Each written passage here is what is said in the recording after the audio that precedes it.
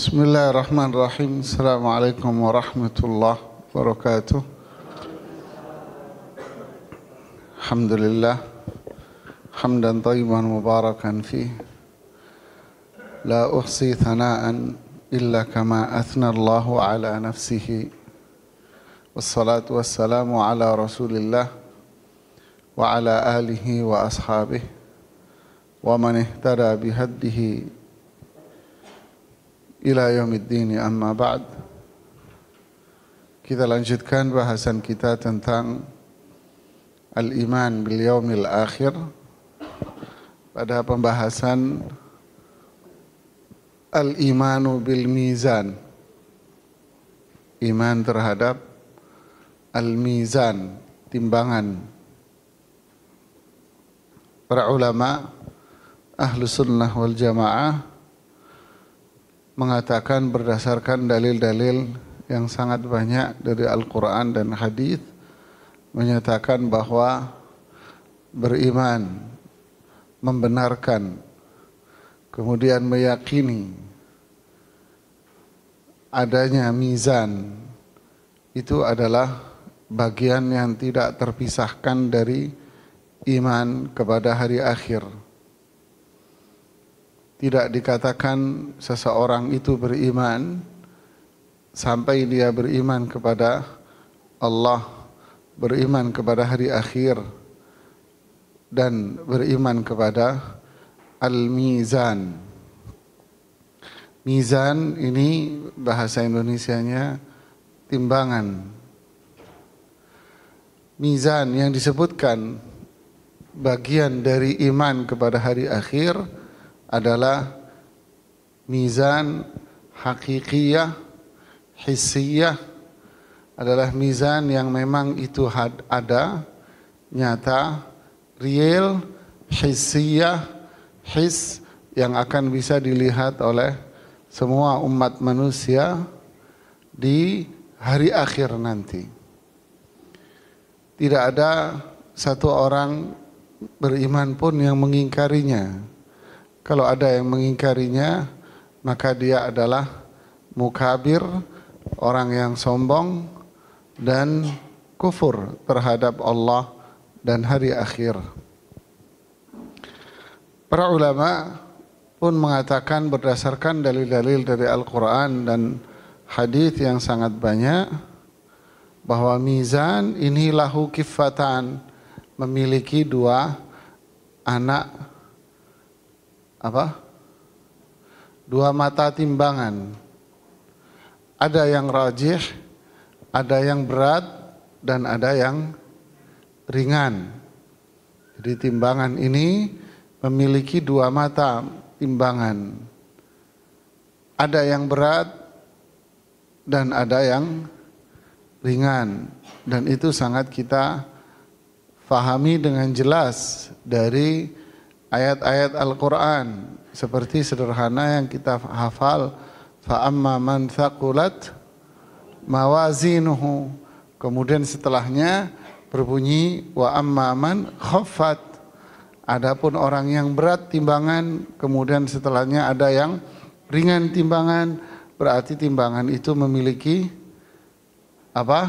dua mata, ya. Ada yang berat dan ada yang ringan. Inilah timbangan yang wajib kita imani. Kita harus membenarkan dan meyakininya. Kemudian para jamaah sekalian, yang ditimbang di sini apanya? Nah, ini yang dibahas oleh para ulama. Sebagian para ulama mengatakan yang ditimbang itu adalah yang pertama ini. Yang ditimbang adalah amalnya. Yang ditimbang adalah amalnya. Seperti yang kita fahami dari redaksi ayat di surat Zalzalah itu. Faman ya'mal mithqala dzarratin khairan yarahu. Wa man ya'mal mithqala dzarratin syarran yarahu. Ayat ini jelas bahwa yang ditimbang apanya? Amalnya. Dari mana kita fahami? Coba kita lihat terjemahnya ayat ini. Siapa yang beramal kebaikan mithqal seukuran dzarrah atau sekecil apapun perbuatan yang dia lakukan, Allah melihatnya. Allah melihatnya. Berarti yang dilihat di sini apa? Amal. Kan gitu kan? Berarti yang ditimbang apanya? Amal. Ini zahir yang dominan dari redaksi ayat ini yang bisa kita pahami. Dan juga bisa kita lihat dari sabda Rasulullah SAW yang ada di Bukhari Muslim tentang keutamaan zikir subhanallah walhamdulillah. Apa itu? Kalimatani khafifatani 'alal lisan thaqilatani fil mizan. Ada dua susunan kalimat yang ringan di mulut tapi berat di timbangan. Lihat, ringan di mulut, berat di timbangan. Berarti yang ditimbang mulutnya orangnya atau amalnya? Amalnya. Subhanallah wa bihamdih atau subhanallah walhamdulillah. Jadi yang ditimbang di sini adalah amal, zikirnya ini. Paham? Ini pandangan para ulama yang pertama, bahwa yang ditimbang itu adalah amalnya. Amalnya seseorang yang ditimbang. Laisa hunaka athqal fil mizani min husnil khuluq atau kama qala sallallahu. Tidak ada sesuatu yang lebih berat di timbangan melebihi apa? Akhlak yang mulia. Jadi yang ditimbang apanya? Amalnya. Gitu. Dan seterusnya ayat-ayat dan dalil-dalil yang lain. Faman thaqulat mawazinuhu, siapa yang berat timbangannya, siapa yang ringan timbangannya. Yang berat maksudnya apa? Ketaatannya. Yang ringan timbangannya berarti ketaatannya yang ringan. Berarti yang ditimbang apanya? Amalnya. Fa amma man khaffat mawazinu fa ulaika humul khasirun. Siapa yang ringan timbangannya maka dia orang rugi. Nah, jadi yang ditimbang apanya? Amalnya. Kalau yang ditimbang amalnya lalu taatnya dia ringan, maka orangnya yang rugi. Ya, begitulah beberapa ayat dan hadis yang menyatakan bahwa yang ditimbang adalah amalnya. Ada pendapat yang kedua dari para ulama mengatakan bahwa yang ditimbang itu adalah orangnya. Yang ditimbang orangnya. Wah, kalau orangnya gendut mana dong? Kalau orangnya kurus gimana? Apakah kurus dan gendutnya di dunia itu akan berpengaruh juga di akhirat? Oh, enggak. Di akhirat enggak ada urusan orang gemuk, gendut, langsing, enggak ada urusan. Di dunia aja orang ribut, kurus, kelangsing, gendut dan sebagainya. Diambil contoh dari ayat surat Al-Kahfi ayat 105. Surat Al-Kahfi ayat 105 Allah mengatakan ulaikal ladzina kafaru bi ayati rabbihim wa liqa'ih fahabitat a'maluhum fala nuqimu lahum yaumal qiyamati wazna. Jadi intinya di sini bagian akhirnya fala nuqimu lahum yaumal qiyamati wazna. Orang-orang kafir yang tidak percaya dengan ayat-ayat Allah dan gak percaya dengan hari akhir, maka amal perbuatan dia sia-sia saja karena kekufuran dia itu. Fala nuqimu lahum yaumal qiyamati wazna. Dan nanti kami di akhirat nanti tidak akan menimbang mereka sedikit pun, dan gak ada timbangannya mereka sedikit pun di akhirat. Jadi dari ayat ini memberikan pemahaman buat kita bahwa yang ditimbang itu adalah orangnya. Karena mereka kafir, maka mereka nggak bisa ditimbang, nggak ada timbangannya. Maksudnya timbangan mereka ringan, timbangan mereka ringan. Ayat ini dijelaskan dalam hadis Abu Hurairah, innahu la ya'ti yaumal qiyamati ar-rajulus samin. Nanti di hari kiamat akan datang seseorang yang gendut. Rajul samin, seorang laki-laki yang gendut. Fala yusawi indallahi janaha ba'udah. Tapi di sisi Allah yang gendut ini tidak bisa menyetarai satu ekor sayap nyamuk. Faqra'u in syi'tum, jika kalian mau baca ayat ini, fala nuqimu lahum yaumal qiyamati wazna, kami tidak akan menilai timbangan mereka di hari kiamat nanti. Jadi ini gendut ditimbang sama Allah, tapi timbangannya masih jauh lebih berat dengan apa? Satu sayap nyamuk, masih beratan satu sayap nyamuk. Berarti yang ditimbang apa di sini? Orangnya yang ditimbang. Faham?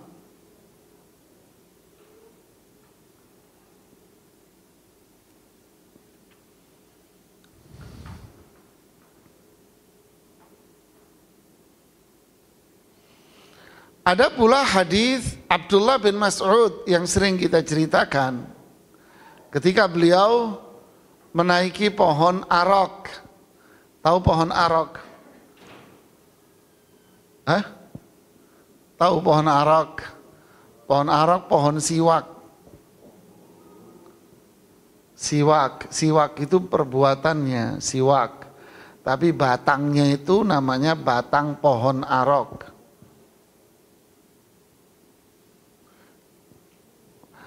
Pohonnya gede, ada buahnya. Begitu dalam cerita, saya nggak pernah ngelihat. Ada buahnya katanya.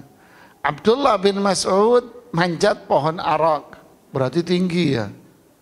Manjat pohon arak. Lalu angin bertiup kencang, anginnya kencang. Orang-orang yang di bawah mengatakan, mereka orang-orang yang di bawah itu tertawa. Jadi yang di bawah ini tertawa sambil ngelihat Abdullah bin Mas'ud, ngelihat angin kencang, mereka tertawa. Kenapa?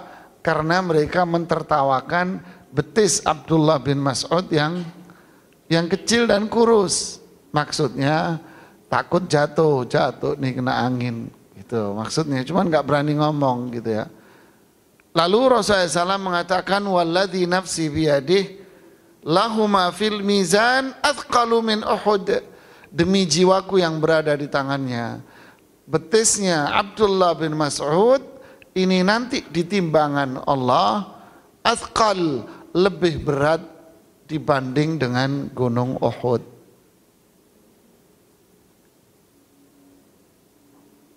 Ya, berarti yang ditimbang apanya?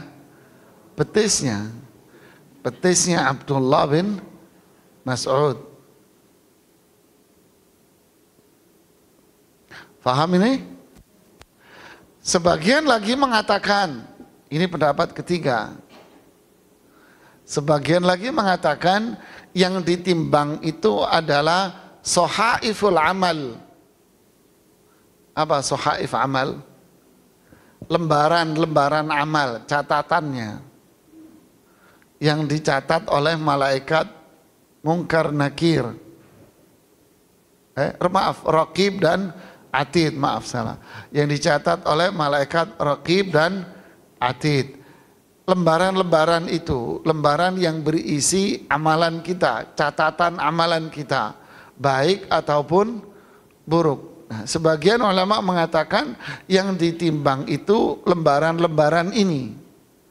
Lembaran-lembaran yang berisi catatan amal ini yang ditimbang. Lalu bagaimana para ulama mengomentari tiga pendapat ini? Pendapat ini dikomentari oleh para ulama dengan cara digabung jadi satu. Saya ambil contoh aja sederhana sih sebetulnya. Kenapa orang gendut tadi timbangannya jadi sangat ringan sekali? Pertanyaan yang sama. Kenapa betisnya Abdullah bin Mas'ud yang sangat kecil itu lebih berat daripada gunung Uhud? Kenapa tangannya Ja'far bin Abi Thalib yang putus dalam perang Mu'tah itu sampai dihargai dengan sayap oleh Allah? Kenapa? Apakah memang karena betisnya atau karena ini gendutnya?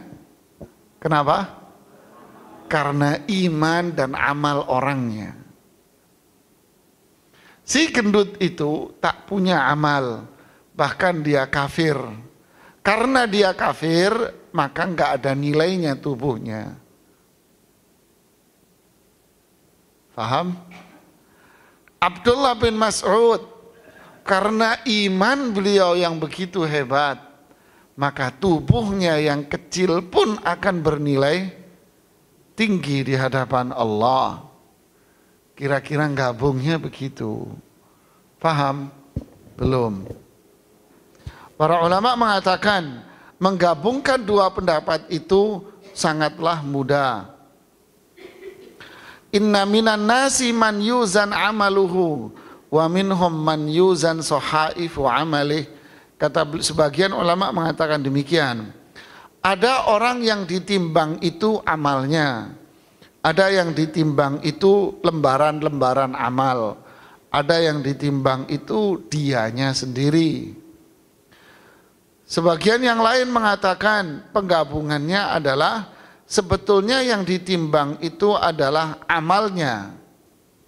Annal amal yuzan wa huwa fis sohaif. Yang ditimbang itu sebetulnya amal. Amal seseorang itu tercatat dalam lembaran. Loh, digabungkan jadi satu. Amal seseorang dicatat dalam lembaran. Wa yabqa wiznu sahibil amal. Lalu setelah itu yang tersisa adalah timbangan pelakunya. Faham tidak? Hah? Belum. Yang ditimbang apanya? Amalnya. Amalnya di mana? Dicatat di lembaran. Yang punya siapa? Orangnya. Berarti yang ditimbang apa sebetulnya? Amal. Semuanya ngikut. Kenapa betisnya Ibnu Mas'ud itu berat? Karena amalnya. Di mana amalnya Ibnu Mas'ud? Dalam lembaran. Jadi ini semua adalah 3 in 1. Tapi muaranya pada siapa? Muaranya pada apaan? Amal. Induknya pada amal, yang lain ngikut juga. Ini penggabungan dari semuanya. Terus nggak paham, umpama ada yang nggak paham Ustaz. Jadi sebetulnya ditimbang apanya sih? Amalnya. Yang ditimbang adalah amal. Emang amal seseorang di mana kok bisa ditimbang? Ya lembarannya. Lembaran ini berkaitan dengan siapa? Orangnya. Ya udah Pak, di situ yang ditimbang semua akhirnya.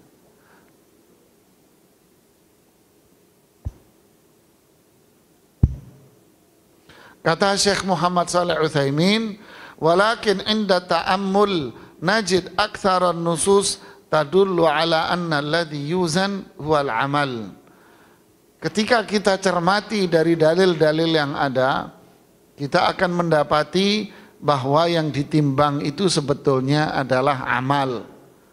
Wa yakhussu ba'dun nas fatuzanu sahaifu a'malih au yuzanu huwa nafsuh. Ada orang-orang yang bersifat spesial yang ditimbang lembarannya. Tapi ada orang yang bersifat spesial yang ditimbang adalah badannya dia. Jadi intinya yang ditimbang adalah amalnya. Seperti yang terjadi pada hadis bitaqah. Ini adalah yakhussullahu bihi man yasha'u min ibadi. Ini dikhususkan oleh Allah bagi hamba yang dikehendaki. Tahu hadis bitaqah yang di pelajaran tauhid? Seseorang yang ketika berada di timbangan, ketika itu dia tidak memiliki amal sama sekali. Dia tak punya amalan sama sekali. Apakah kamu masih memiliki amal kebaikan? Kata Allah, tidak ya Allah, saya enggak punya amal kebaikan. Ada, kamu masih punya amal kebaikan. Apa itu? Kamu dulu pernah mengucapkan la ilaha illallah. La ilaha illallah ditulis di mana? Ya lembaran kecil, cuman itu tok yang dia ucapin. Sisinya yang lain apa? Sisi hidupnya semuanya 60 tahun, 70 tahun sudah belangsak semua sudah hidupnya, Bu. Tahu belangsak, Bu? Hah? Enggak tahu belangsak, Bu? Apa belangsak gitu? Hah? Sudah rusak semua, Bu. Belandrang katanya orang ya. Sudah hidupnya sudah enggak kenal sholat, enggak kenal puasa, enggak kenal ini, enggak kenal ini, enggak kenal ini. Cuman dia pernah mengucapkan la ilaha illallah, udah ditulis di lembaran kecil tahu sudah. Ada satu orang sholat 5 waktu tidak pernah sama sekali. Bukan jarang-jarang, sama sekali tidak pernah sholat, sudah tidak pernah. Jumatan tidak pernah, Jumatan seumur sudah tidak pernah, sudah Jumatan. Jumatan tidak, sholat tidak, Bu, sama sekali sudah. Kalau dinasehati oleh keluarganya, jawabannya apa? Sudah, biarkan saya hidup seperti ini sampai mati. Biarkan saya hidup seperti ini sampai mati. Udah biarin saya seperti ini. Dan Allah kasih dia apa? Harta. Orang dikasih oleh Allah harta yang begitu banyak. Apa kerjanya? Pengangguran. Tapi duitnya miliaran, Pak. Kok bisa? Saya juga bingung ya, kok bisa ya. Tapi Allah kasih, Pak. Ini bukan nikmat. Apa? Nikmah. Tahu nikmah? Hah? Nikmah itu lawan dari nikmat. Jadi kalau punya cewek jangan dikasih nikmah. Nikmah itu lawan dari nikmat. Nggak tahu apa bahasa Indonesianya. Bencana, ya kan, lawan nikmat apa? Ya bencana bahasa Indonesianya ya. Jadi ini bencana, ini azab. Ya. Tapi dia mengucapkan la ilaha illallah, orang Islam dia. Ya, jadi ini yang disebut dengan hadis bitaqah. Hadis apa? Hadis kartu nama. Bitaqah itu kartu nama kecil gitu loh. Isinya apa? Dulu pernah ngucapin la ilaha illallah. Deh, itu tak isinya.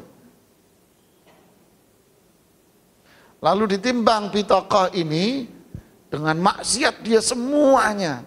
Yang menang yang mana? Yang menang bitakohnya. Hadis ini ingin menjelaskan apa? Keutamaan dari kalimat la ilaha illallah. Terus jangan ngomong kalau gitu saya nggak usah ibadah, nggak usah ini, kan saya sudah ngucapin la ilaha illallah. Ntar juga la ilaha illallah saya yang menang. Oh ini sih nantang ini Pak, ngajak perang namanya kalau begini. Ya ini nantang namanya. Nah itulah kesimpulannya. Jadi kesimpulan besarnya yang ditimbang apa? Amal Pak. Paham sampai sini? Oke. Kalau yang ditimbang amal, apa pelajaran yang bisa kita ambil dari sini? Hah?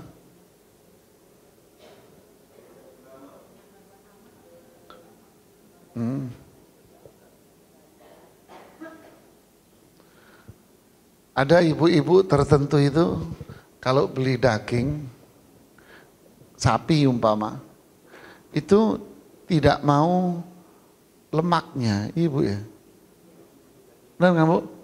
Nggak mau lemaknya, mau beli dagingnya itu sepaha gitu kan. Dia nggak mau, saya nggak mau lemaknya, gitu kan? Terus sama tukang daging diapain? Diseset, dibersihin gitu.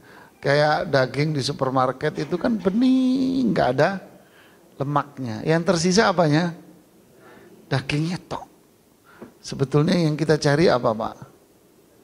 Dagingnya tok ini Pak, buang lemak-lemaknya Mas. Apa maksudnya ini? Buang yang rusak, buang maksiat yang bakal merusak, buang hal-hal yang gak ada manfaat. Qad aflahal mu'minun, beruntung orang yang beriman. Disebutkan yang manfaat itu ada 9 atau berapa itu. Disebutkan yang manfaat. Ini daging semua ini. Ini dagingnya tok ini Pak. Lalu di situ ada pembuangan dari lemak-lemak yang enggak manfaat. Walladzina hum 'anil lagwi mu'ridun. Mereka terhadap yang lagu ini enggak mau, mu'rid. Enggak mau, ini lemak, ini buang, saya enggak mau. Paham? Ya, dia enggak mau, ini lemak, ini lagu. Lahu itu apa? Lahu itu segala sesuatu yang tidak bermanfaat, yang tidak menghasilkan amal pada kita, tidak menghasilkan pahala. Bahkan justru lahu ini adalah sesuatu yang akan menjadi pintu buat kita untuk masuk ke dalam lembah kemaksiatan. Abdullah bin Mas'ud menafsirkan lahu ini adalah musik, ghina. Sampai beliau bersumpah 3 kali. Demi Allah, demi Allah, demi Allah, ini adalah musik maksudnya. Jadi lagu bisa dimaknai semua yang maksiat itu adalah sia-sia. Semua yang mubah yang menjadikan manusia itu terjebak dalam kemaksiatan, itu adalah lagu, sia-sia. Tapi kalau mubah biasa yang tidak menjadikan orang terjebak dalam kemaksiatan, ya silahkan aja. Jadi ada yang mubah, tapi mubahnya itu berbahaya Pak. Mubah tapi bahaya. Bahayanya apa? Menjadikan dia masuk dalam maksiat. Nah ini lemak-lemaknya yang berbahaya. Ya. Singkirin ini.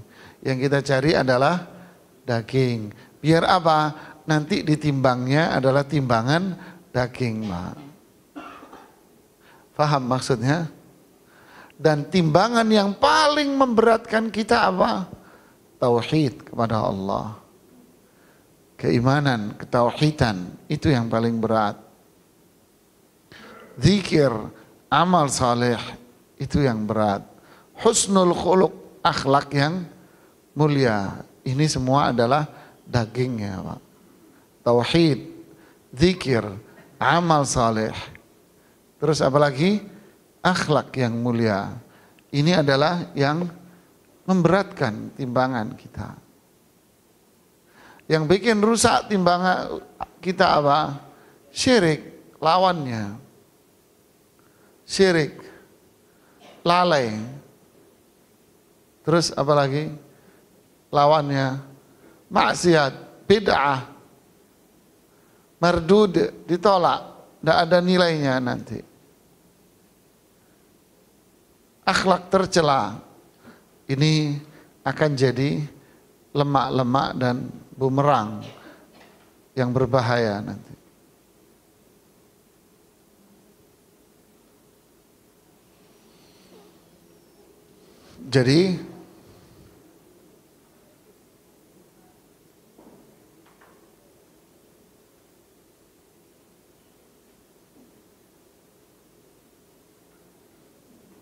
Jadi apa yang dimaksud dengan ayat fa amma man thaqulat mawazinuhu fa ulaika humul muflihun wa amma man khaffat mawazinuhu fa ulaika alladzina khasiru anfusahum fi jahannama khalidun, yang di surat Al-Mu'minun ayat 102 103.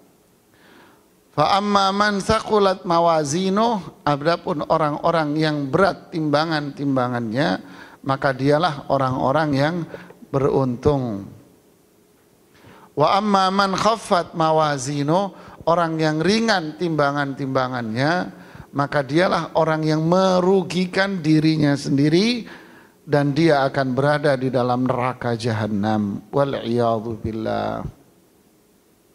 Jadi di sini Allah mengaitkan al-muflihun, orang-orang yang beruntung. Orang-orang yang beruntung dengan apa? Dengan apa? Siapa orang yang beruntung itu? Orang yang sukses dengan kebaikan yang sudah dia kumpulkan dan selamat dari segala macam bentuk mara bahaya. Ini orang yang sukses namanya. Jadi sukses adalah orang yang berhasil mengumpulkan amal-amal solehnya hingga dia selamat dari berbagai macam bentuk mara bahaya. Sehingga kebaikan-kebaikan yang dia kumpulkan itu akan menjadi lebih dominan, lebih banyak dibanding dengan apa? Keburukannya. Faham belum? Faham atau tidak?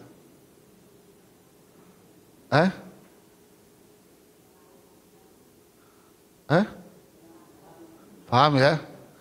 Bukan berarti orang yang muflih itu adalah orang yang nggak punya dosa sama sekali, tidak. Karena tidak ada manusia yang bersih dari dosa, tidak ada, Pak. Yang bersih dari dosa itu cuman siapa? Rasulullah SAW. Di surat Al-Fatih itu kan liyaghfira laka Allahu ma taqaddama min dzanbika wa ma ta'akhkhar. Allah akan mengampuni dosa-dosa kamu wahai Muhammad yang dulu maupun yang belum kamu kerjain. Kalau kamu kerjain Allah sudah bakal ampuni semuanya. Ini Rasulullah SAW. Adakah manusia yang memiliki keistimewaan itu selain Rasul? Para ulama mengatakan ada. Siapa? Ada seorang sahabat namanya Hatib, pakai ta. Hatib bin Abi Balta'ah. Ini mulutnya orang Indonesia susah. Hatib, bukan Hatib, pakai ta. Hatib bin Abi Balta'ah. Hari itu Rasulullah SAW mengumpulkan para sahabat untuk bermusyawarah. Ya. Untuk apa? Karena itu memang kebiasaan Rasulullah SAW. Kalau ada perkara yang berkaitan dengan umat Islam, beliau selalu apa? Musyawarahkan. Apa rencananya? Rencananya adalah ingin mengambil alih kota Makkah yang disebut dengan istilah sejarah apa? Fathu Makkah. Ingin mengambil alih Makkah dari kekuasaan orang-orang musyrik. Disepakatilah semua. Lalu Rasulullah berpesan, tolong rencana penaklukan kota Makkah jangan sampai bocor. Jangan sampai diketahui oleh orang-orang Makkah. Kenapa? Karena kita mau masuk kota Makkah dengan damai. Kita tidak mau perang. Paham? Tiba-tiba Rasulullah SAW diberitahu oleh Jibril. Ada seorang wanita, kamu susul dia wahai Muhammad. Dia berada di daerah ini, lupa saya nama tempatnya. Diutuslah oleh Rasulullah SAW Ali bin Abi Thalib, Zubair bin Awam. Ada satu lagi sahabat, 3. Yang diutus komandan-komandan perang hebat ini. Ketemulah dengan perempuan itu. Ali mengatakan, keluarkan apa yang ada pada dirimu. Si perempuan ini ngeyel. Tidak, saya nggak bawa apa-apaan. Kalau kamu nggak mau, pedang saya yang akan mengeluarkan itu dari tubuhmu. Ya takut, ya pedangnya Ali kan matanya double begini. Gitu kan. Akhirnya dikeluarin dari balik rambutnya sini, Bu. Jadi suratnya itu disempilin di jepit rambutnya. Paham? Dikeluarin dari jepit rambutnya dikasih. Terus dia dibawa ke Madinah. Dibaca suratnya adalah pembocoran rencana penaklukan Makkah. Dibocorin rencananya. Siapa yang nyuruh kamu? Saya disuruh oleh Hatib bin Abi Balta'ah. Dipanggil Hatib. Wahai Hatib, benarkah kamu yang nyuruh? Iya ya Rasulullah. Kenapa? Saya punya keluarga di Makkah. Saya kasihan sama mereka. Jadi dia memberitahu surat ini kepada keluarganya. Jadi kalau ada pertempuran nanti mereka suruh apa? Sembunyi. Umar bin Khattab marah. Ya Rasulullah, izinkan aku untuk menggorok lehernya. Kenapa? Dia khianat. Gitu kan? Pengkhianat hukumannya dibunuh. Rasulullah SAW mengatakan apa? Wa ma yudrika annahu min ahli Badr. Wahai Umar, apakah kamu tidak tahu bahwa Hatib ini ikut perang Badar? Allah telah mengatakan kepada para sahabat yang ikut serta pada perang Badar, i'malu ma syi'tum qad ghafarallahu lakum. Lakukan terserah Anda. Allah sudah mengampuni semua dosa-dosamu.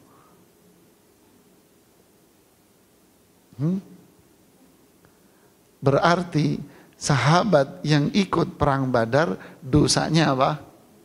Diampuni oleh Allah sampai kiamat nanti. Sampai mati mereka diampuni terus. Andai mereka berbuat dosa seperti Hatib bin Abi Balta'ah ini, Allah tetap ampuni dosanya.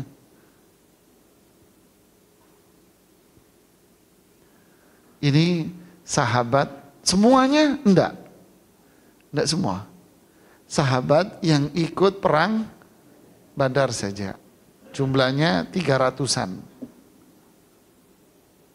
300-an, Bu. Selain dari mereka, adakah orang yang dosanya diampuni? Allah akan ampuni dosa kalian yang lalu dan akan datang. Wah, enggak ada. Tapi kadang ada penceramah-penceramah nggak paham, apalagi penceramah nanti di bulan Ramadan, masjidnya butuh penceramah setiap hari 2 orang, kan gitu ya, ceramah tarawih 1, ceramah subuh 1, jadi stoknya masjid harus 60 satu masjid. Nah kalau di komplek ada 3-4 masjid, berarti dia harus menyediakan 180 penceramah sekomplek lah Jakarta. Penceramah dari mana? Akhirnya apa? Yang penting Pak Haji. Kan gitu kan? Yang penting Pak Haji. Akhirnya ngomong, udah puasa nanti Allah ampuni dosa kamu yang lalu dan akan datang. Wih, maksum dong. Nggak ada manusia yang begitu. Nah, kita kembali ke tema utama. Jadi ketika Allah mengatakan fa amma man saqulat mawazinu, orang yang timbangannya itu berat. Maksudnya apa? Dia selamat dari azab. Makanya disebut muflihun. Dia selamat dari keburukan, dari azab. Kenapa? Karena dia berhasil mengumpulkan ketaatan-ketaatan dia, sehingga ketaatan yang dia kumpulkan ini ketika ditimbang lebih banyak dibanding dengan maksiatnya, maka dia sukses. Berarti setiap manusia pasti punya kesalahan, punya dosa. Ustadz, saya punya istri, punya suami. Kenapa? Enggak mau diajak melakukan ketaatan, Ustadz. Enggak mau menjalankan sunnah. Saya mau pisah aja, Ustadz. Saya berantem terus. Sering kan begini? Sangat sering. Pak, Ibu, tidak ada di dunia ini bidadari. Dan Ibu, tidak ada di dunia ini malaikat. Jadi jangan mimpi nyari orang yang bersih 100%, tidak ada. Tidak ada. Istri Anda pasti ngeyel, pasti cerewet. Pasti ngeyel, pasti cerewet, pasti bantah. Suami Anda pasti pemarah, pasti emosional manusia. Mau nyari yang bersih, tidak ada malaikat. Tidak ada. Anda nyari perempuan bersih, tidak. Bidadari di surga.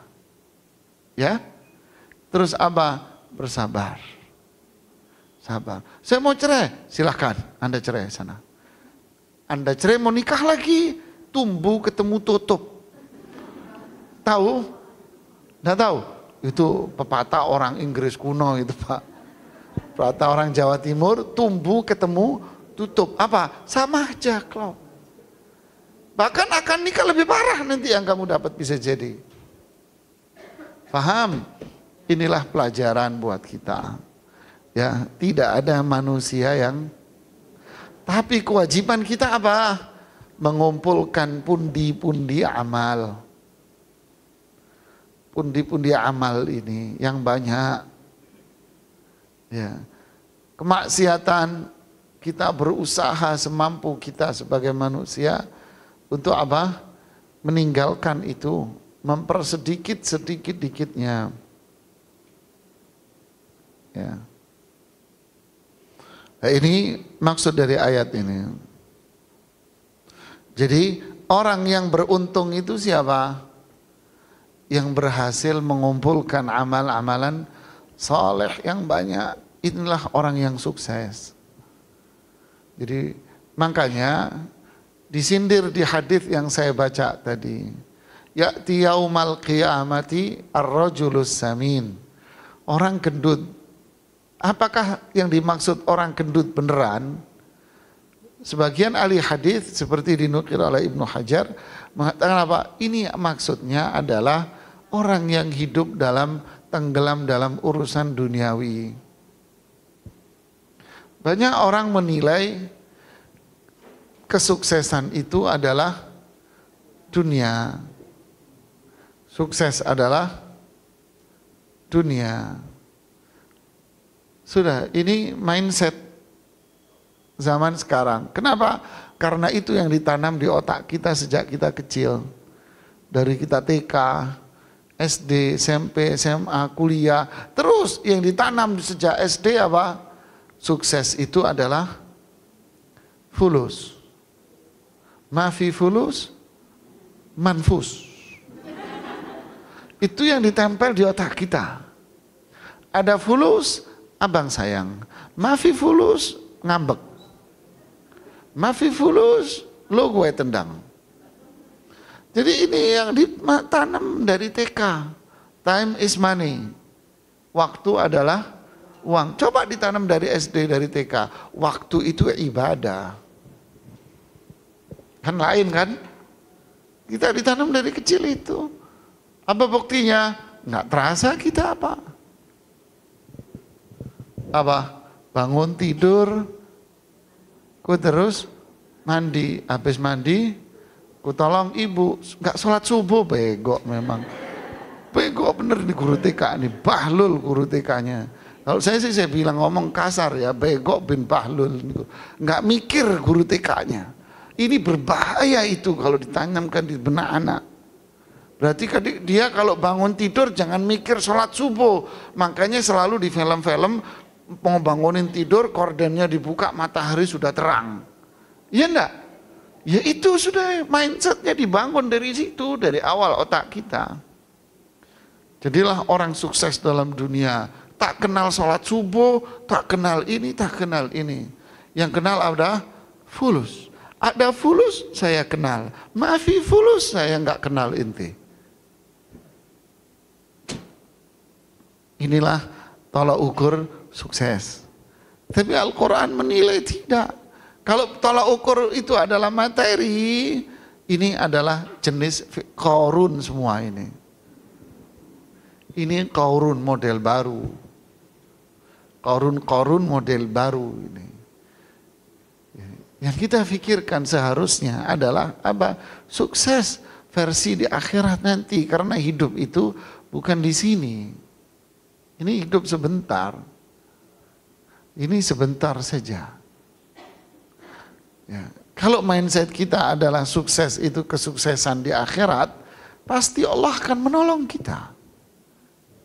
Innallaha la yudhi'u ajral muhsinin.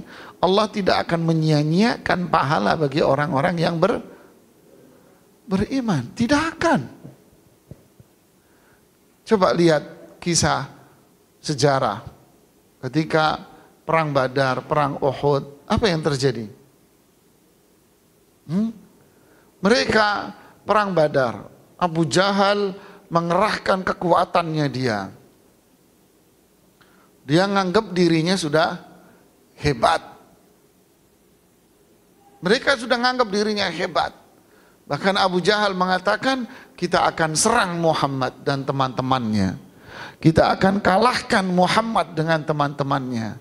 Kenapa? Agar lain kali Muhammad dan teman-temannya tidak berani lagi menghadang perjalanan kita. Agar Muhammad dan temannya tidak lagi menghadang dagangan-dagangan kita lagi. Kita akan habisi Muhammad, kita akan bunuh mereka. Udah kurang ajar. Keluar dari Makkah dengan penuh kesombongan dia. Bataran wari'a'an nas, kata Allah. Dia keluar dengan penuh kesombongan, keangkuhan, kecongkakan dia yang luar biasa. Merasa hebat sudah. Ketika dia sampai di Badar, dia malah doa sama Allah. Kan unik. Ini bajingan ini, laknatullah ini, doa sama Allah. Apa doa? Ya Allah, Allahumma. Apa isinya? Allahumma qutta'u rahimina, qutta'a rahimina. Ya Allah, hancurkan orang-orang yang memutus silaturahmi kita. Kan ulang ajar. Maksudnya siapa? Maksudnya Rasulullah. Rasulullah SAW dianggap orang yang memutus silaturahmi. Kenapa? Karena tidak mau ikut beribadah dengan ibadah syirik. Ya Allah, hancurkan orang-orang yang memutus silaturahim. Ya Allah, hancurkan mereka-mereka yang membawa ajaran-ajaran yang kita nggak kenal. Hancurkan orang-orang yang paling buruk dan rusak di antara kita. Doanya Abu Jahal. Ya Allah, kami memohon kemenangan atas mereka. Loh, nggak kurang ajar.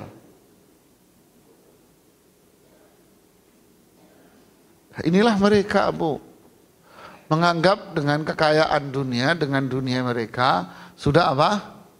Sukses. Peralatan perang hebat, canggih semua ini. Sahabat punya apa? Nggak ada, sahabat nggak ada niatan perang kok. Sahabat nggak ada niatan perang. Tapi yang menang siapa? Rasulullah. Perang Uhud, mereka balas dendam. Anak-anaknya, Abu Jahal mati, Umayyah mati, Utbah mati, Syaibah mati, Walid mati, Abu Rabi'ah mati, anaknya balas dendam semuanya. Ikrimah balas dendam, Sofwan balas dendam, Hindun balas dendam, Abu Sofyan balas dendam, mengerahkan harta. Berapa jumlah hartanya? Hartanya kalau hitungan rupiah sekarang 150 miliar rupiah modal untuk berperang. Dengan 1000 onta. Biar semangat, mereka ngajak artis-artis penyanyi untuk memberikan support dan semangat kepada mereka. Memang ini lagu-lagu Abu Jahal ini semua. Ini lagunya Abu Jahal biar semangat, biar kita semangat. Apa? Kita bikin konser nyanyi-nyanyi. Abu Lahab, Abu Jahal. Grupnya Abu Lahab, Abu Jahal. Rasulullah SAW tidak banyak memiliki peralatan. Lapar. Allahumma innahum arun faksuhum. Ya Allah, sahabatku ini nggak punya pakaian. Kasih pakaian. Allahumma innahum jiya'un fa'ashbi'hum. Ya Allah, di sahabat-sahabat ini lapar. Ini mau perang Badar. Mereka lapar, tidak ada makanan. Fa'ashbi'hum, beri mereka kenyang sudah. Kasih perut mereka kenyang terus, ya Allah. Allahumma innahum hufatun. Ya Allah, mereka ini nggak punya sendal. Fahmilhum, angkat mereka biar nggak kepanasan. Lihat. Apa kata sahabat? Di depan saya ada orang musyrik. Saya sudah pegang nih pedang. Saya mau gorok, saya mau perang sama nih orang musyrik di depan. Enggak taunya kepalanya gelinding sendiri. Kok copot sendiri nih kepala. Kepalanya copot sendiri, lepas sendiri, gelinding sendiri. Terus di belakang saya ada orang-orang musyrik. Saya mau berbalik, saya mau lawan nih orang musyrik. Enggak taunya nih orang musyrik tahu-tahu terpental. Dia terpental, kupingnya copot. Badannya penuh dengan lebam-lebam, membiru semuanya. Saya cuma dengar suara, saya mendengar suara, Asri' ya Khaizum, Asri' ya Khaizum. Ayo cepat wahai Khaizum, cepetan wahai Khaizum. Bingung sahabat, siapa ini? Lapor sama Nabi, ternyata siapa? Di setiap sahabat itu depan, kanan, kiri, belakang mereka dikawal oleh para malaikat. Masya Allah. Modal apa? Modal amal saleh. Mereka mau sukses di akhirat. Sedangkan Abu Jahal nganggap kesuksesan itu di mana? Di dunia. Dengan menunjukkan kecongkakan dan kesombongannya. Toh akhirnya semuanya binasa. Inilah Ibu. Ya, kalau kita berpikir seperti yang disebutkan Nabi tadi, ar-rajulus samin, gendut-gendut. Seperti hadis Rasulullah SAW, riwayat Muslim tentang zaman yang mulia.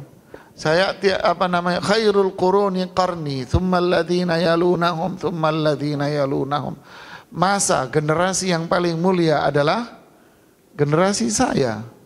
Kemudian setelah itu, Lalu Rasulullah mengatakan, "Tsumma yakunu min ba'di qaumun yadhharuna fihimus saman." Setelah generasi-generasi yang mulia ini yang dipuji oleh Allah, nanti akan muncul generasi-generasi yang hanya dipentingkan adalah badan-badan yang gendut-gendut saja. Yang dimaksud apa di sini? Otak mereka hanya otak fulus dunia.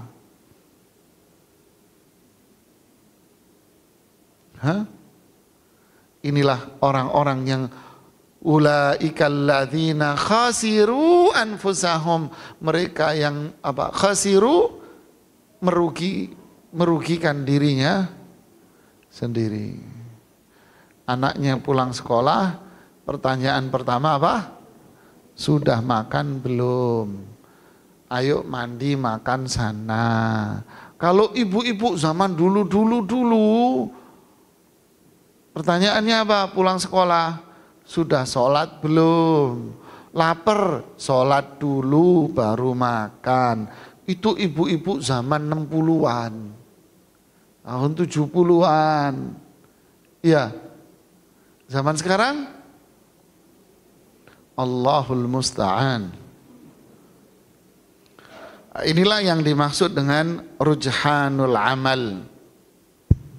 Jadi artinya timbangan itu ada apa tadi? Dua mata.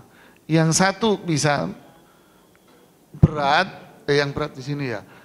Yang satu berat, yang satu ringan. Jadi kayak kita mainan apa namanya? Di TK itu ada mainan apa itu? Jot-jotan itu kan ya. Ya, yang ini gendut nih anak TK-nya ini gendut terus. Yang ini dua orang kurus-kurus, ya tetap aja dia naik ke atas. Ya, begitulah. Jadi yang di atas itu yang ringan, yang berat itu yang di bawah. Ini yang dimaksud ayat fa'ammaman thaqulat. Ya, bukan berarti itu kosong, kan ada isinya kan. Cuman isinya apa? Sedikit, kecil. Ya. Ya.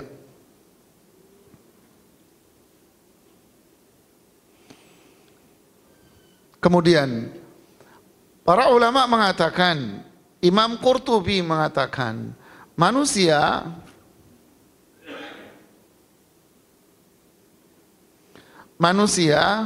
itu nanti ada 3 macam, kata Imam Qurtubi. Yang pertama, muttaqun la kabair lahum. Orang-orang bertakwa enggak punya dosa besar. Orang bertakwa tapi enggak punya dosa besar. Yang kedua, mukhallitun wa humul ladzina yuwafuna bil fawahish wal kabair. Mereka orang yang nyampur. Ada ketakwaan dan ada dosa besar yang dia kerjakan.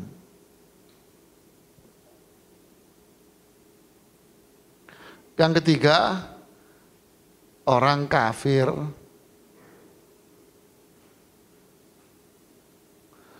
Dosa besar itu apa?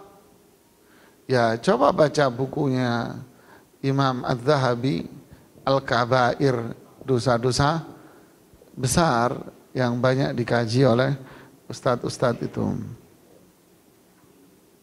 Nah, orang-orang al-muttaqun yang bertakwa tadi, yang enggak punya dosa besar, apa yang terjadi?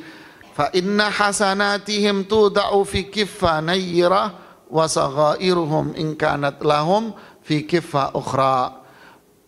Ketaatan-ketaatan dia yang banyak ditaruh di satu mata timbangan. Dosa-dosa kecil dia kan enggak punya dosa besar. Berarti dosa-dosa kecil dia ditaruh di satu mata timbangan. Apa yang terjadi? Fala yaj'alullahu tilka saghair wazna. Maka dosa-dosa kecil ini yang enggak ada nilainya dibanding dengan ketaatan dia. Jadi istilahnya orang obesitas disuruh main ayunan sama anak SD. Ya mau 10 orang ditaruh situ ya. Ya tetap aja wong ini anak TK. Yang ini obesitas gendut, mau taruh 10 biji di situ deret ya nggak bisa ngapa-ngapain. Tetap aja dia duduk sambil santai sambil makan coklat tuh orang yang gendut. Kan ibaratnya kan begitu. Nah inilah timbangannya berat, tapi dia masih punya dosa. Dosa apa? Kecil-kecil, besar dia enggak. Orang yang nyampur-nyampur tadi, bagaimana bentuk timbangannya? Dijelaskan para ulama. Hasanatuhum tuda' fi kiffah, ketaatan dia ditaruh satu mata timbangan, dosa-dosa dia kecil ya gede ditaruh di mata timbangan. Maka dosa besarnya dia ada beratnya enggak? Ya berat, namanya aja dosa besar. Maka fayakunu likabairihim thiqal, dosa-dosa besarnya ini berat. Fa in kanatil hasanatu athqal, jika kebaikan dan ketaatan dia jauh masih lebih berat dari dosa besarnya, maka dia masuk surga. Tapi kalau dosa besarnya ini jauh lebih berat daripada ketaatannya, maka yang terjadi apa? Dia masuk neraka, kecuali Allah berkehendak untuk mengampuni dan menghapusnya. Faham?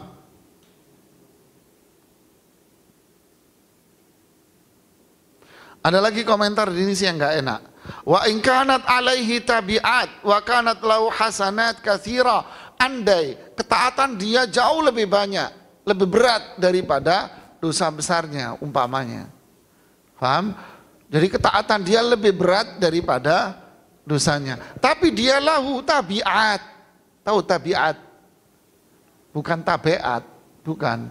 Tabiat, dia punya kewajiban-kewajiban yang belum dia tunaikan semasa di dunia. Punya utang belum dibayar. Ngambil duitnya orang, ngambil hartanya orang, enggak dikembaliin. Nyolong, korupsi, ngutil. Apa ngutil itu? Hah? Ngutil itu kalau dulu masih kecil-kecil kita Pak Bu ya, disuruh ke warung sama ibu kita. Ya kan, beliin ini dibawain duit 500 rupiah, zaman itu kan, beli ini cuman habis berapa? 300 rupiah, yang 200-nya kita belikan kue, kita makan. Terus ibu kita ngomong, mana kembaliannya? Enggak ada, padahal ada, kita beli kue tadi. Ini cerita zaman dulu ya, beli kue cuman 50 perak, kan gitu ya. Ini namanya apa? Ngutil. Ya ngentit kata orang Jawa Timur Bu. Namanya apa kerennya? Korupsi. Kalau zaman sekarang. Kalau orang kantoran namanya apa? Nota kosong, bon kosong. Ya, terus gimana? Itu obat, balikin duitnya. Balikin duitnya. Uang warisan. Suaminya meninggal, ini maaf Bu ya, ini yang kebanyakan aja loh ya. Saya bukan mau nyudutin ibu-ibu, tapi memang kenyataannya begitu Ibu. Suaminya meninggal. Kalau suami meninggal, rata-rata harta itu dikuasai sama siapa? Istrinya. Ditaruh tuh kayak empok-empok zaman dulu tuh dompetnya taruh di BH-nya situ semplin sini. Langkahi dulu saya begitu. Kan gitu kan? Udah dikuasai sama istrinya. Istrinya berkuasa sesuka dia. Dia mau belanja, dia mau beli ini, mau beli ini, mau beli ini. Udah terserah dia. Anak-anaknya mau ngomong berani? Enggak berani. Kalau ngasih, dikasih seenaknya si ibu ini. Yang serak dia dikasih, yang sewot yang enggak dikasih. Udah selesai. Ini kenyataan. Ini nyata. Ini tabiat, nanti itu akan nuntut itu orang-orang ini. Nuntut itu, nuntut haknya dia nanti di akhirat. Kenapa? Dia makan harta dengan cara zalim. Kan punya suami saya, Ustadz. Ya iya, siapa yang bilang punya suami tetangga? Tapi kalau yang meninggal itu si istri, kasus yang pernah saya alami, sangat jarang laki-laki itu seperti itu, jarang. Tapi kalau yang meninggal laki, banyak. Ini pengalaman saya loh ya, ibu nggak usah protes. Ini pengalaman saya pribadi. Kalau yang meninggal itu istri, jarang suami itu menguasai. Ada, saya nggak mengatakan tidak ada. Tapi nggak banyak. Nggak banyak. Lebih cenderung apa? Kalau istrinya meninggal, ya sudah, ini punya mama kamu, terserah kalian pakai. Ini perhiasan punya mama kalian pakai. Rata-rata begitu. Jarang dia menguasai. Tapi kalau suaminya yang meninggal, masuk ke dalam, Bu. Langkahin mayat saya dulu. Jangan coba-coba kamu bagi warisan selama ibu masih ada. Waduh, serem. Ini tabiat. Mencaci maki orang, ngomongin orang, ghibah. Ini juga tabiat. Akibatnya apa? Muflis. Pahala dia yang timbangannya berat tadi, kebaikannya, akhirnya jadi apa? Menciut, mimpes, kayak balon ditusuk sama jarum, disedot, mimpes. Kalau mimpes berarti apa? Yang awalnya begini, mimpes, jadi naik nih timbangannya, naik, maksiatnya yang banyak. Ini bahaya ini.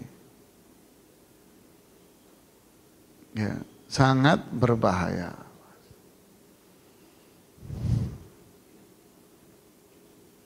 Ya. Jadi kata Imam Qurtubi, ammal muttaqun fa inna saghairahum tukaffar bijtinabil kabair. Adapun kelompok pertama yaitu orang-orang muttaqun yang punya dosa-dosa kecil tadi itu, maka dosa-dosa kecilnya itu otomatis akan terhapus.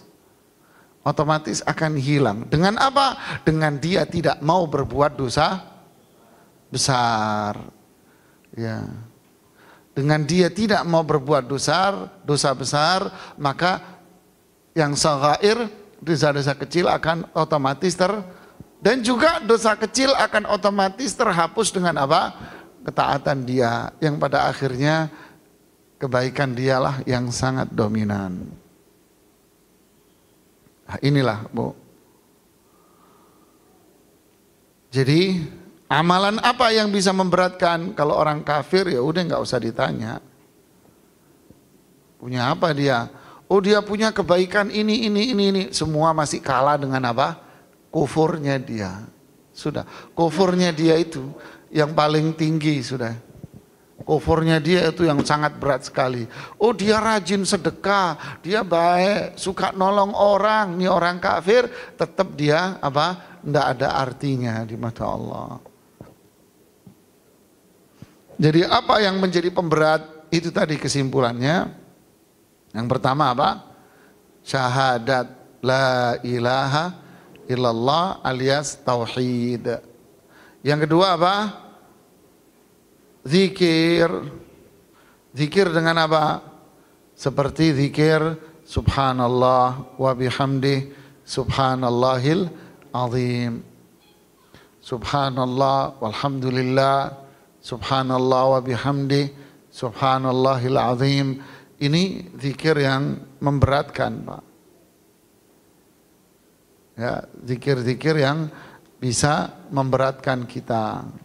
Ya, subhanallah wa bihamdi atau subhanallah bihamdi subhanallahil azim atau subhanallah walhamdulillah, ini semua memberatkan. La ilaha illallah memberatkan. Zikir-zikirlah. Kemudian yang kedua apa? Yang ketiga, amal saleh, ketaatan kepada Allah, yaitu apa? Mengikuti Quran, mengikuti sunnah Rasulullah sallallahu alaihi wasallam. Kayaknya Rasulullah selalu mengatakan kayak masalah wudu, man tawaddoa nahwa wudu'i hadza. Siapa yang wudu seperti wuduku ini? Sallu kama ra'aitumuni usalli. Salat kalian seperti saya salat. Khudhu anni manasikakum. Ambillah dari diriku tata cara ibadah haji kalian. Begitulah ibadah-ibadah yang lain akan memberatkan kita. Kapan? Kalau kita lakukan sesuai dengan tuntunan Rasulullah SAW. Kalau tidak, maka itu adalah amalun mardud. Semua amalan itu akan tertolak. Kenapa? Karena tidak sesuai dengan sunnah Rasulullah Sallallahu Alaihi Wasallam. Kemudian yang keempat apa? Husnul khuluq. Jadi ma min syai'in athqalu fil mizan fi mizanil mu'min yaumal qiyamah min husnil khuluq. Tidak ada sesuatu pun yang lebih memberatkan timbangan orang beriman melebihi dari akhlak yang mulia. Jadi ma min syai'in athqal fi mizanil mu'min min yaumal qiyamah min husni al-khuluq, ya. Tidak ada yang lebih mulia bagi orang yang beriman di hari kiamat nanti yang bisa memberatkan timbangan dia melebihi apa? Akhlak yang mulia. Nah, ini yang bisa kita sampaikan. Silahkan, ada kesempatan untuk tanya jawab.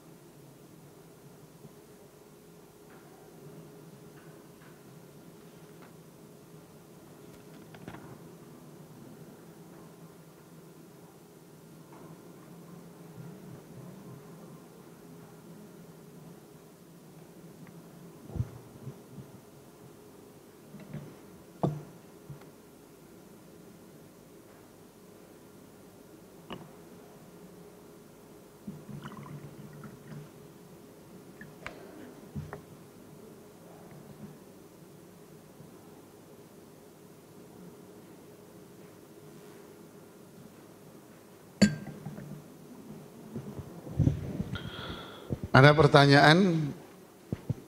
Assalamualaikum Ustaz, bagaimana caranya agar tidak lalai dan fokus saat sholat? Ini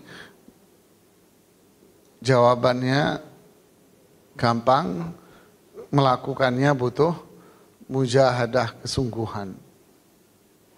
Pertama, Rasulullah SAW mengatakan, sallu salatal muwaddi'. Sholatlah kalian seperti orang yang sholat terakhir kali. Ini mau sholat, udah sholatmu yang terakhir sudah. Memati kamu. Umpama malaikat maut mengatakan sama kita, ini sholatmu yang terakhir loh. Kamu memati sebentar lagi. Sholatnya kayak apa rasanya, Bu? Khusyuknya pol udah, Mas. Nabi bilang, sallu salatal muwaddi', sholatlah kamu seperti orang mau mati bentar lagi. Ya. Yang kedua, tinggalkan semua yang ada di pikiran kita berkaitan dengan urusan dunia. Ini yang berat. Tinggalkan semua yang di otak kita yang berkaitan dengan urusan dunia. Justru ini yang setan masuk. Diingetin malah sama setan semuanya. Ya, naruh barang lupa, inget di situ dia.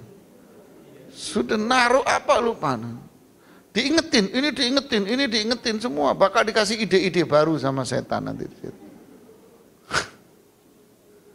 Ya, padahal kita harus apa? Tinggalkan semuanya.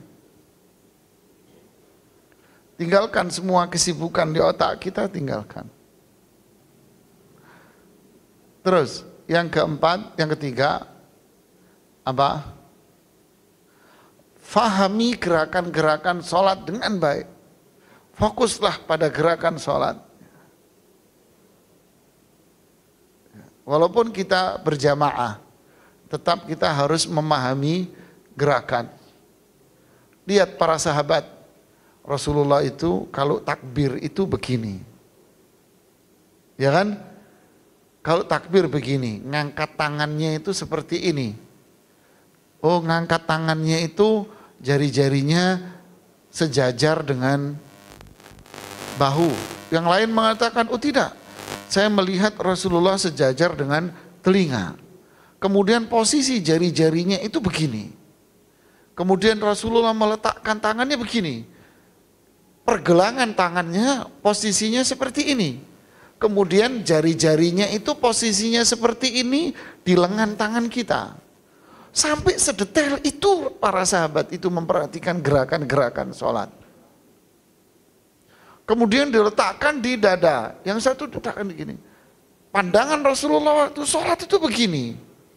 Kemudian waktu mau rukuk begini, tangannya jari-jarinya seperti ini. Kemudian ditaruh di sini. Lalu sikunya seperti ini, posisi punggungnya itu begini, dan seterusnya, dan seterusnya, dan seterusnya. Berarti apa? Benar-benar fokus sama gerakan sholatnya itu. Loh, kita kan enggak ya Pak. Enggak fokus gerakan itu, duduk, kayak ayam kelaparan. Enggak fokus kita sama gerakan kita. Yang keempat, fokus pada apa? Fahami doa-doa dan bacaan-bacaan dalam sholat itu. Fahami. Kita baca Al-Fatihah, kita fahami. Baca Al-Ikhlas, kita fahami. Imam Masjid Quba di zaman Rasulullah, zaman Rasulullah SAW. Kalau beliau kan sholat di Masjid Nabawi. Masjid Quba imamnya sendiri. Setiap sholat baca surat Qul huwallahu ahad. Kalau dia baca surat yang lain tetap ada Qul huwallahu ahadnya ujungnya. Jamaah masjidnya protes. Imamnya jawab, inilah saya. Kalau saya tetap jadi imam, saya akan seperti ini. Kalau kalian nggak mau, enggak apa-apa, saya nggak jadi imam lagi. Nah, jamaah masjid nggak mau. Maunya dia yang jadi imam karena dia yang bacaannya paling bagus. Akhirnya laporlah mereka kepada Rasulullah SAW. Dipanggil sama Nabi, inilah akhlak Nabi. Benarkah apa yang disampaikan oleh jamaah masjidmu bahwa kamu cuma baca Qul huwallahu ahad? Iya ya Rasulullah. Kenapa kamu nggak mau mendengarkan saran dari jamaah masjid? Jawabannya apa? Ya Rasulullah, inni uhibbuha. Saya sangat mencintai surat Al-Ikhlas. Artinya apa? Kita juga kalau ditanya, kenapa baca Al-Ikhlas terus? Saya cinta sama Al-Ikhlas. Kenapa? Karena ringkas, pendek, bubar. Ya bukan beda tipis, baina sama'i wa sumur. Kalau sahabat saya mencintainya. Maksudnya apa? Mencintai kandungan-kandungan arti makna yang sangat dalam. Lalu Rasulullah bilang apa? Akhbirhu bi annallaha yuhibbuh. Kasih tahu dia. Rasulullah menjawab, hubbuka iyah adkhalakal jannah. Kecintaanmu terhadap surat Al-Ikhlas ini menjadikan kamu masuk surga nanti. Masya Allah. Artinya apa? Benar-benar mendalami, meresapi, faham ayatnya. Ada sahabat baca ayat Quran, satu ayat, lupa saya ada ayatnya. Hal yastawil ladzina ijtarahu lupa saya. Maknanya apakah orang-orang yang berbuat maksiat akan kita samakan dengan orang-orang yang tidak berbuat? Yang apakah kita samakan dengan orang-orang yang melakukan ketaatan? Sahabat ini baca ayat ini saja dari habis maghrib tengah malam sampai subuh nggak selesai-selesai. Kenapa? Menangis terus, diresapi, dihayati. Jadi inilah khusyuk yang keempat apa? Memahami bacaan, memahami doa yang kita baca di situ, faham bacaannya, kita fahami maknanya, kita resapi. Inilah kiat agar khusyuk secara ringkas. Jadi apa? Anggap sholat kita ini sholat ini berat. Yang kedua berat lagi, hilangkan semua kesibukan dunia, ya berat lagi. Setannya kita lebih kuat, Pak. Ya, subhanallah ya. Imam Al-Bukhari pernah sholat malam. Setelah sholat selesai, baru beliau sadar bahwa kakinya sudah membengkak disengat kalajengking. Loh, selama sholat tadi ngapain? Enggak kerasa. Terasanya setelah sholat beliau. Ya Allah, khusyuknya itu kayak apa, Pak? Khusyuknya seperti apa, Pak? Kita nyamuk belum gigit baru lewat, ngangung udah ribut gitu. Subhanallah ya. Astaghfirullahaladzim. Inilah saya dan kita semua, Pak. Kita semua. Ada nyamuk udah ribut, ngangung. Berarti pikiran kita enggak fokus di sholat. Masih sibuk ada ini urusan macam-macam di sini nih. 1001 macam di otak kita masih. Ya, tengah-tengah sholat, aduh, nih kantong suami tadi kok bau parfum, suami baunya siapa? Kawin lagi kali, ribut. Masa, aduh kosong nih, ntar lupa lagi matiin. Begitu gitu terus kita semua. Setan masuk di sini ada 1001 macam setan. Ini yang bikin sholat kita apa? Enggak khusyuk, berantakan, Pak. Ya, yang lain? Tanya Ya. Jika suami meninggal dunia, harta peninggalan itu adalah hasil bersama antara karena suami kerja, istri juga kerja, itu bagaimana Pak pembagian warisannya? Ya, ini fenomena masyarakat Indonesia selalu dan sering mengatakan harta bersama. Kenapa? Karena satu, salah pengelolaan keuangan rumah. Salah pengelolaan, salah kaprah. Apa itu? Salah kaprahnya apa? Satu, salah kaprahnya adalah keuangan suami dikuasai istri. Ini salah kaprah, Bu. Duitnya suami dikuasai oleh, benar kan? Udah nggak usah diem. Ini nyata dikuasai sama istri. Pengen tahu bentuknya? Coba lihat. Anda duduk di restoran, makan nih semua, ada suaminya, ada istrinya, anaknya. Giliran bayar, siapa yang bayar? Kenapa bukan kamu yang bayar? Kenapa? Karena Anda nggak punya duit. Padahal yang kerja siapa? Kamu yang kerja. Anda yang kerja, Pak. Anda yang kerja, Anda yang keluar keringat, yang bayar siapa? Dia. Gak bisa. Duit Anda dikuasai dia. Salah ini. Dampaknya apa? Dampaknya adalah istri jadi kepala keluarga, bukan Anda. Anda jadi sayur oyong, bego. Ya, saya ngomong saklek loh ya, jangan tersinggung loh ya, Bu ya. Jangan tersinggung Pak ya, jangan. Jangan tersinggung, ya mohon maaf ya, jangan tersinggung. Memang ini kenyataan kok. Kepala keluarga bukan Anda cuma label doang. Realitanya makanya disebut apa? Menteri Dalam Negeri, Menteri Keuangan, macam-macam sebutannya akhirnya. Ini salah pengelolaan. Kesalahan yang kedua apa? Penghasilan Anda dan penghasilan istri Anda punya penghasilan.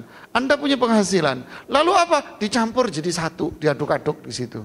satu rekening. Ini salah. Akhirnya sama, yang jadi penguasa di situ siapa? Istri juga.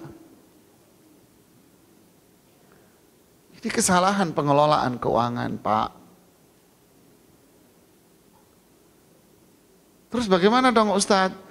Ya semua ada porsinya. Laki yang kerja, laki yang punya. Istri kerja umpama punya penghasilan yaitu duit-duit Anda, yang ini duit-duit dia. Cuman bedanya apa? Laki punya kewajiban untuk membagi duit Anda kepada istri.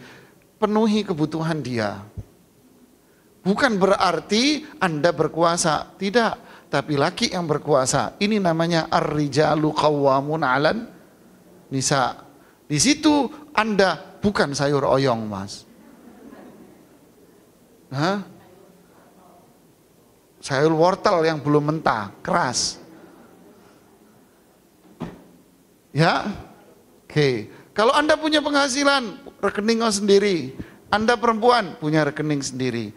Kok jadi perhitungan? Bukan perhitungan, ini kepemilikan. Ini kepemilikan. Terus, statement harta bersama, saya nggak percaya 100%. Saya nggak pernah percaya kalau ada orang bilang, ini rumah-rumah harta bersama. Saya nggak percaya. Serius saya nggak percaya. Kenapa? Terkadang cuman modal saya terima nikahnya, oh itu harta 50% punya gue. Enak banget. Ini bukan Islam, ini dunia barat. Kalau sama-sama kerja, beli rumah, oke saya mau nanya sama Anda. Berapa persen uang yang Anda keluarkan untuk beli rumah? Hah? Yang dimaksud harta bersama itu apa? Anda ngeluarin duit, istri Anda ngeluarin duit, sama-sama ngeluarin duit untuk beli rumah. Baru itu bersama. Ya, saya nggak mau tahu duit dari mana, nggak usah diceritain. Ya, nggak tahu saya. Mau dari Gondorwo duitnya saya nggak ngerti. Pokoknya Anda punya duit, saya nggak ngerti. Ya, jangan tersinggung loh Bu ya. Nggak usah, nggak perlu untuk kasih tahu. Yang penting ini suami punya duit, istri punya duit, titik, sudah. Oke. Beli rumah. Duitnya suami ngeluarin duit, istri ngeluarin duit. Ini baru bersama. Tapi kalau suami yang beli 100%, kemudian istri bilang ini rumah bersama, ngaku-ngaku, pedin. Jangan jadi preman terminal. Jangan jadi preman terminal Anda. Ini yang beli siapa? 100% suami sih Ustadz. Tapi kan saya bininya. Nah ini si preman terminal namanya. Itu punya suamimu. Tapi kalau istri ngeluarin duit, Anda ngeluarin duit, lah baru ini rumah bersama. Tayyib, sekarang bagaimana ngitungnya? Berapa persen uang yang Anda keluarkan, berapa persen istri yang ngeluarin? Nggak tahu Ustadz, jangan nanya. Ketentuin dulu baru nanya. Kenapa? Nggak bisa dibagi. Ayo. Repot dong, makanya saya bilang salah pengelolaan. Paham? Tentuin berapa uang yang Anda keluarkan, mau 10%, mau 20%, 30%, berapa persen uangnya. Untuk menentukan mana uang warisan, mana yang bukan warisan. Ruwet kan? Ya Anda sendiri yang bikin ruwet. Oke, pertanyaan yang lain deh, nggak usah nanya warisan.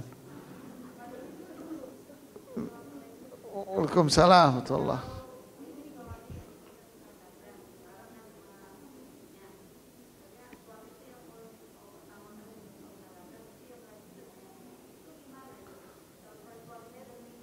Ibu orang Padang ya?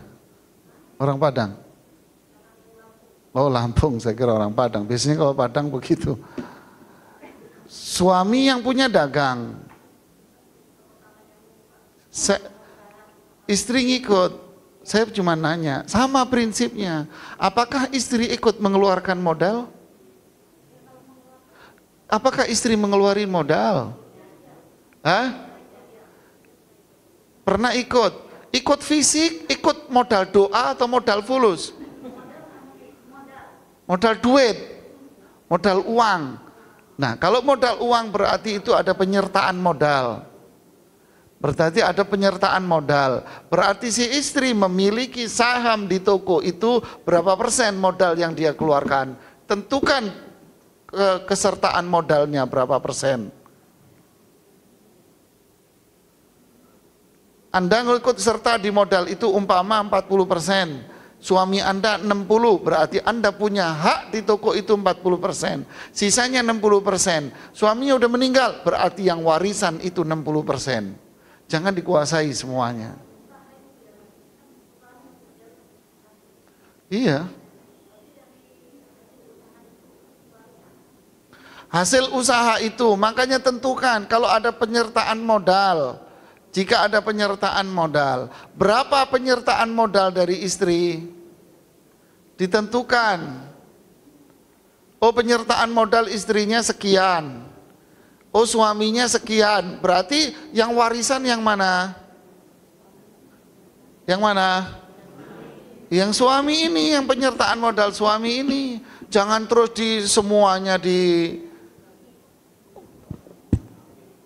dikuasai. Nggak boleh, Anda cuma memiliki hak sekian persen karena penyertaan modal itu. Ya. Oke, yang lain?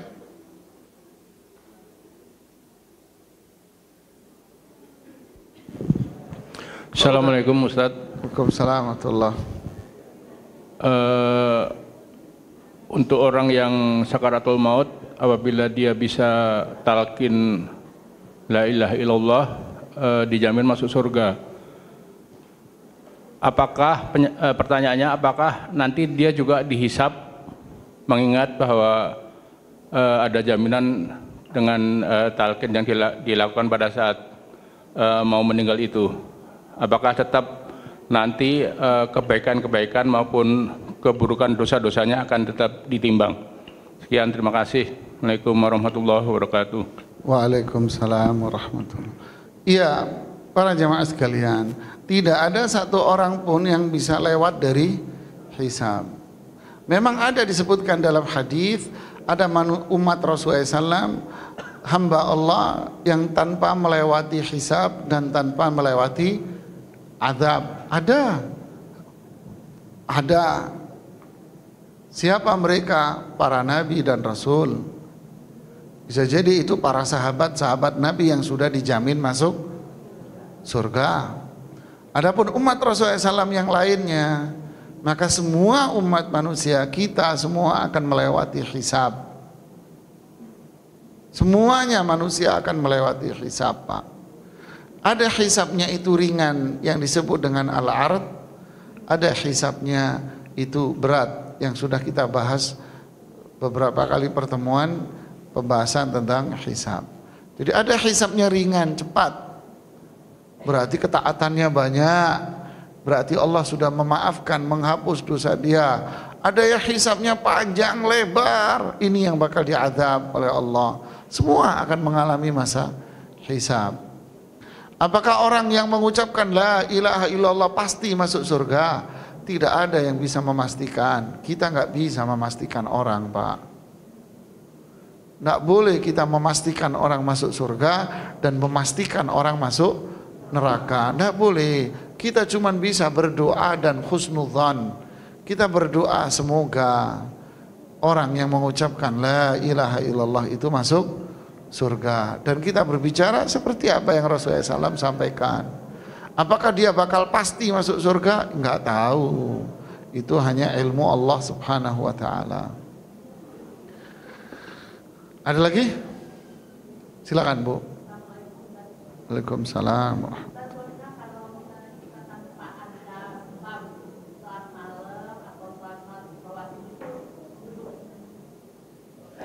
Ya.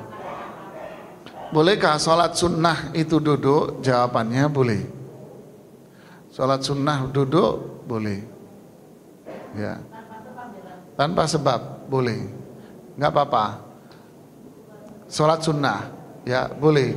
Tapi kalau tanpa sebab tanpa apa-apa, dia mampu berdiri tapi duduk, dia boleh, tapi pahalanya separuh.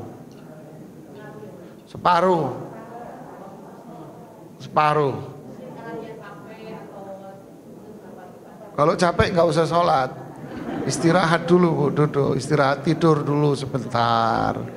Ya kalau kecapean, Ibu tiduran dulu sebentar. Habis tidur, fresh, Ibu bangun lagi, baru sholat. Jangan dipaksain Ibu. Ya kalau capek tidur Ibu, ya nanti malah ke rumah sakit Ibu, repot Bu. Ya capek istirahat, semangat sholat lagi, lapar makan, ngantuk tidur, gitu loh Bu. Ya nggak punya duit, sabar. Ya. Apakah ada hadis yang mengatakan jika melakukan sholat isyraq di rakaat pertama dan kedua membaca surat Al-Ikhlas sebanyak 50 sampai 25 kali. Saya belum menemukan hadisnya. Saya belum tahu.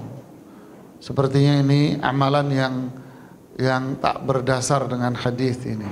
Ya. Kelihatan dengan penentuan angka 25 sampai 50 kali ini dari mana? Kelihatan kalau ini bid'ah. Yang kedua, jangan bikin repot Pak. Jangan bikin susah ibadah itu sendiri buat Anda sendiri. Karena apa? Setiap bid'ah itu pasti menyulitkan pelakunya sebetulnya. Dan setiap yang diajarkan oleh Rasulullah SAW pasti itu mudah, gampang, simpel, pahalanya banyak. Tapi kalau bid'ah, Anda merepotkan diri Anda sendiri, susah, dan pada akhirnya ditinggal, plus pepesan kosong, dan yang lebih berbahaya dosa Anda karena nganggap ini ibadah. Jadi kalau mau sholat syuruk, sholat aja sholat syuruk 2 rakaat seperti biasa. Baca apa? Baca Al-Ikhlas boleh, baca yang ringan boleh, terserah. Itu pun sudah mendapatkan pahala yang besar. Ya, jangan bikin ruwet-ruwet seperti ini. Ya, bid'ah itu pasti ruwet Pak. Bid'ah pasti ruwet, bin ribet, bin nyulitkan diri sendiri. Wa in ra'auhu hasanan, walaupun dia menganggap itu baik. Ya, tidak ada kebaikan melebihi apa yang disyariatkan oleh Allah dan Rasulullah sallallahu alaihi wasallam. Fa inna khairal hadi hadi Muhammadin sallallahu alaihi wasallam. Sebaik-baik petunjuk adalah petunjuknya Rasulullah sallallahu alaihi wasallam. Sepertinya sampai di sini yang bisa kita sampaikan. Semoga bermanfaat. Subhanakallahumma bihamdik, asyhadu an la ilaha illa anta, astaghfiruka wa atubu ilaik. Assalamualaikum warahmatullahi wabarakatuh.